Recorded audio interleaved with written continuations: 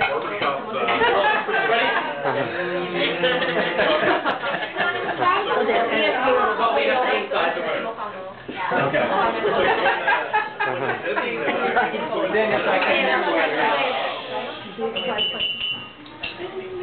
Kiss.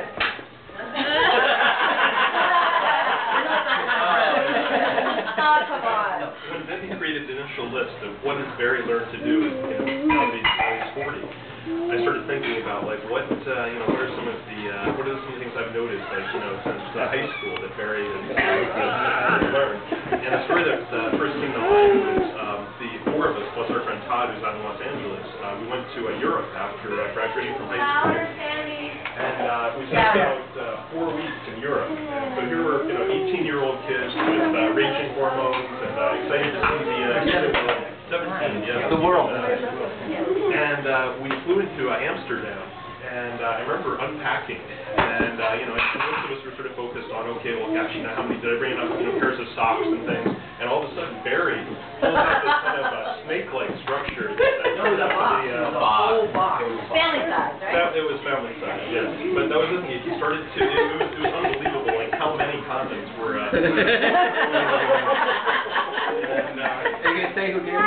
Yeah, that was the best part because we were like, Barry, this is great. You're very optimistic. Barry's mom had bought the condom. Yeah, bought the condom. Mom. Much about your mom's optimism. Or fears. Unfortunately, that optimism was misplaced. Balloons with those, that's about it.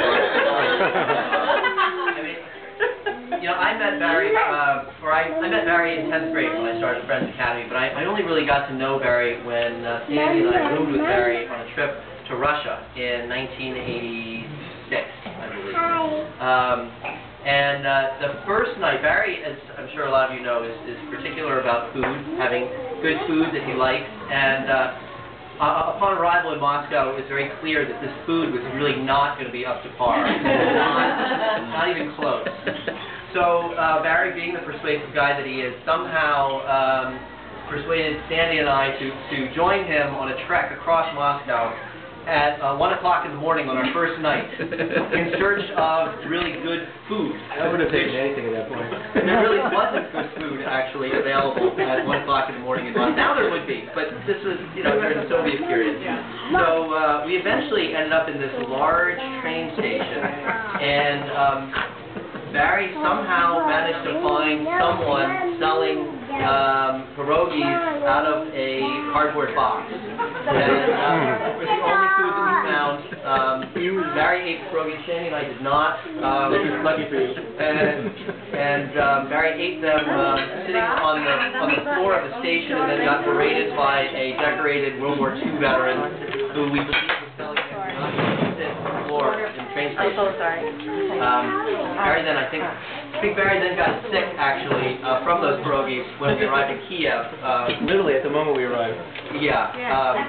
But I think, most of all, Barry, when I think of you, yes, you're an innovator and you're a leader and you bring people together and done amazing things. But I think of you as just a consistent and amazing friend all these many years to all of us. And in high school, you were the only one that didn't drink or try drugs at all, and you were just like us. You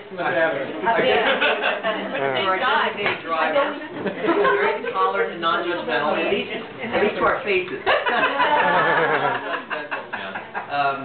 But you were always there to support us as a group and individually, and we appreciate that. And just one other story, though, that comes to mind, and Barry, you'll remember more of the specifics about this than I will. That we were in Los Angeles visiting Todd, having brunch. We were having brunch with Todd in Los Angeles, or on the beach, and something happened where someone was getting harassed or attacked or something, and it was some bad sort of violent situation happening, and you immediately, without hesitation, shot out of your chair and ran over to try to help. And the rest of us are sitting like, oh God, he really is crazy. But I think that's really a theme that runs through your life, of being of assistance to others and doing it without hesitation, without thought. And so, thank you for that. Okay, well, I guess I'm going to be sentimental. What? I guess it feels like Barry's been part of my life for so long, and I have vivid mental images of taking pictures at the Joseph's house for prom, me in my white tuxedo, and next to the white piano, and it's just I think Barry's always been there for me, and you know, as an only child, I wasn't I don't have brothers and sisters, but to me, Barry is my brother, and the Joseph family has been my family, and I'm so glad that you're in my life. Thank